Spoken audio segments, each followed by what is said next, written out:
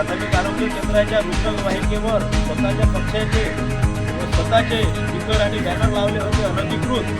ते काढण्यासंदर्भात वंचित बहुजन आघाडी आज गावसा प्राथमिक आरोग्य केंद्रात आली होती आणि ते पोस्टर आज आम्ही स्वतःहून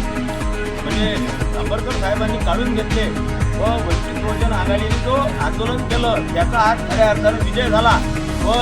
वंचित बहुजन आघाडीचा याच्या पुढे माझं प्रशासनाला सांगणं आहे,